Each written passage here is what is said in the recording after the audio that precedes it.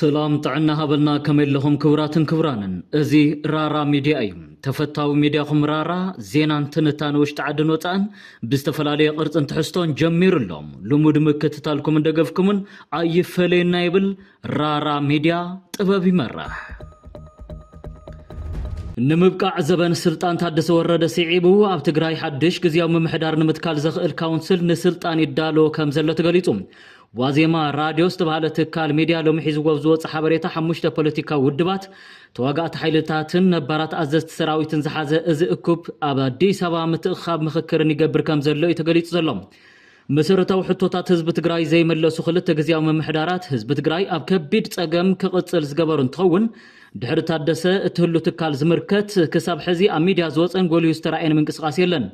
እቲ ሚድያ ከም ዝበሎ እንተኾይኑ ግን እዚ ኣብ አዲስ አበባ ዝዋደድ ዘሎ ካውንስል ድሕሪ ሒደት መዓልትታት ዕለት 30 መጋቢት 2018 ዘበን ስልጣኑ ብዘብቅዕ ጀነራል ታደሰ ወረደ ዝምራሕ ግዝያዊ መምሕዳር ዝትክእ ተባሂሉ ኣብዚ መትእኽኻብ ወይ ካውንስል እዚ ውድብ ህወሓት ምህላውን ዘይምህላውን ኣይተፈለጠን ኣብ እዋናዊ ጉዳያት ርእይቶታት ብምሃብ ንጡፍ ተሳታፋይ ዝኾነ ኣረጋይ ገብረ ክርስቶስ ቢቶ ሎም ዕለት ብ6000 ዋሕስ ካብ ቤት ማእሰርቲ ከም ዝተፈትሐ ተገሊጹ ውፅእ ብዝበሉ ፖለቲካዊ መደረታት ዝፍለጥ ኣረጋይ ዝተኸሰሰሉ ገበን ተራእዩ ቤት ፍርዲ ውሳነ ሄብሉ ከም ዘሎ ንምርዳእ ኺልና ኣለና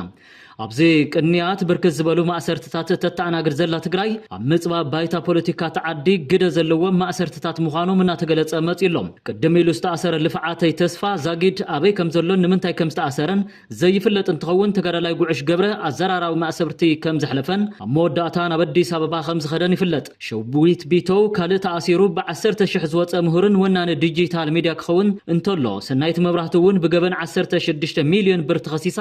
ኣብ ቆፀሮ ግዜ ከም ዘላ ዝፍለጥ እዩ ሲቪል ብዝተኸደኑ ኣካላት ካብ መዘናግዒ ቦታ ተወሲዱ ኣብ ዘይስሩዕ ቦታ ከም ዝተኣሰረ ዝተገለጸ ጋዜጠኛ ኤጀንሲ መራኸብቲ ሓፋሽ ትግራይ ዮሃንስ ብርሃነ ኣብ ዘቕንያት ካብ ዝተረኣዩ ናይ ማእሰርቲ ዜናታት ተሓደ እዩ ዮሃንስ ፌስቡክን ዋትስኣፕን ብዝተለዋውጠሎም ሓበሬታታት ምኽንያት ከም ዝተኸሰሰ እዩ ዝተገለጸ ካልእ ኣብ መንጎ ብገበን ተጠርጢርካ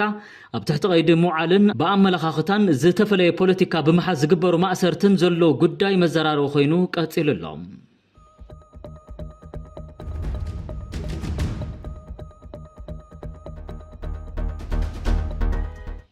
بدكتور حاجوس أبرها أباي استصحف بعد قادة استسمي مصحف صباح 19 مقابل كل تشحن 10 شمون تنام تمرت أب كتما ديس هبا 5 مرات تقليتهم تمصحف أب تاريخ ياتان كبرن تقراين تقارون زدهبن تخون نايتي صحف هاي رابع مصحف مخانون مردات خايلوم حاجوس أبرها بمصنعتات بهالم قانقان بفلاي دما بمرمر سندات قدم أب عبيت تكالات تمرتي أوروبان كندا نامهرنا تمرامرن زركب مهر مخانو زرخمنا يحابريتا ملكيتهم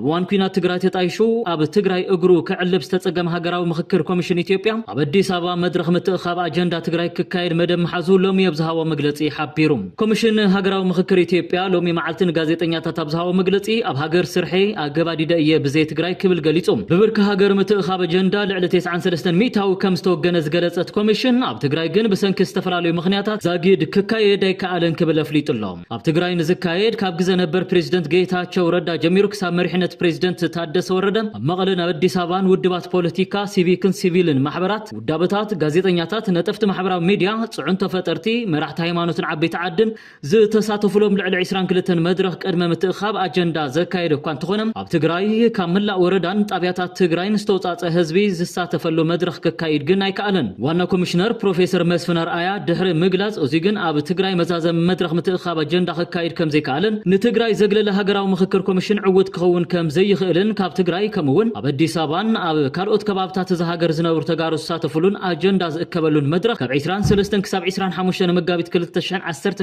ዓ.ም ኣብ አዲስ አበባ ከም ዝካየድ ዕላው ገይሮም ኣለዉ ዚነ ምግባር ድማት ኮሚሽን ኣብ ትግራይ ምቹ ኩነታት ክሳብ ዝፍጠር እምበር ኣብ ቀጻሊ ኣብ መላእ ትግራይ ከም ዝካየድ ዝሓበሩ ቶም ኮሚሽነር እቲ ሕዚ ዝካየድ መደብ ተታሒዙ ዘሎ መድረኽ ዕውት ንክኸውን ኩሎም ዝምልከቶም ኣካላት ካብ ምስታፍ ጀሚሩ ኣድላይ ዘበለ ምትሕባር ክገብሩን ኣብ መጓዓዝያ ዕንቅፋት ከይፍጠር ድማ ኮሚሽኖም ኣብ መንገዲ ክቅየር ኢትዮጵያ ሓቢሩ ከም ዝሰርሕ ኣብሪهم ኣለዉ ህዝቢ ትግራይ ዘልዕሎም ሕቶታት ኩሎም ቅቡላትን እቲ ኮሚሽን እውን ከም ዝኣምነሎምን ኣመራርሓት ኮሚሽን ድማ ምላሽ ክረኽቡ ቅድሚ ሕዚ ኣብ ዝነበሩ መድረኻት ዝተልዓሉ ሕቶታት ብዝርዝር ናብ ቀዳማይ ሚኒስተር ከም ዘቕረቡን ኣብ ከይዲ እውን ነቲ ዓብዪ መዛዘሚ ጉባኤ ዕንቅፋት ንከይኾኑ መፍትሒ ንክረኽቡ ይሰርሕ ከም ዘሎን ዋና ኮሚሽነር መስፍን ኣርኣያ ወሲኾም ኣብሪሆም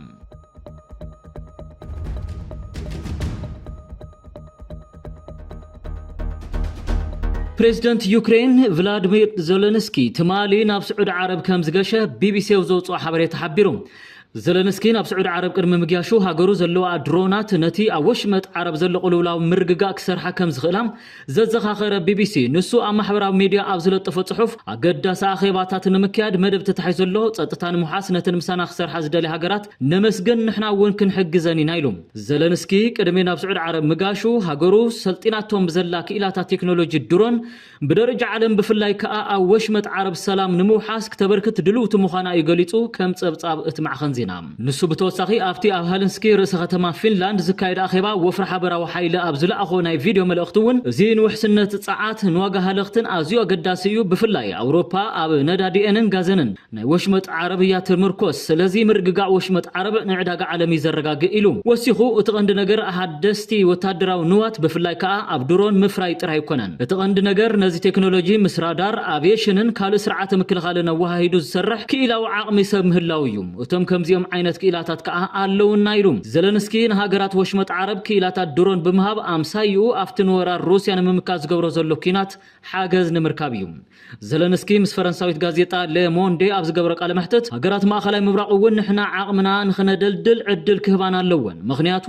ንሰናዓና ዘይብልና ስርዓት ምክልኻል ሚሳይላት ኣለወን ንሕና ከዓ ናብ ከምዚ ዓይነት ስምምዕ ክንኣቱ ኢና እንደሊ ኢሉ ተስፋታት ሰላም ኢራን ካብ ግዜ ናብ ግዜ እናተመሓየሸ ይኸይድ ከም ዘሎ ተገሊጹ ራብዓይ ሰሙን ሒዙ ዘሎ እዚ ኩናት ኣፍተን ተሳተፍቲ ሃገራት ጥራይ ዘይኮነስ ኣብ መላእ ዓለም ብዓብዩ ጽልዋ ዝፈጠረ ኮይኑ ፕሬዝደንት ኣሜሪካ ዶናልድ ትራምፕ ዘስምዖ ብግዜያውነት ተኽሲ ጠጠው ናይ ምባል ውሳነ ነቲ ሰላም ማእገር ዝህብ እዩ ተባሂሉሎም ኣብዚ ቅንያት ድማ ናይ 5 መዓልቲ መጠንቀቕታ ዝሃበ ኮይኑ ንሱ ይውዳእ ኣብ ዘለሉ እዋን ድማ ንተወሰኽቲ 10 መዓልትታት ከም ዘናውሖ ቢቢሲ ኣብ ዝሰናድኦ ጸብጻብ ኣመላኺቱሎም ንሱ ብምሕጽንታ መንግስቲ ኢራን ከምኡ ከዓ እቲ ዝግበር ዘሎ ዘተ ኣመና ጽቡቕ ይኸይድ ስለ ዘሎ ምንዋሕ ተኽሲ 10 መዓልቲ ኣድላይ ኮይኑ ከም ዝተረኸበ ተገሊጹሎም ዜና በዚ ፍጻም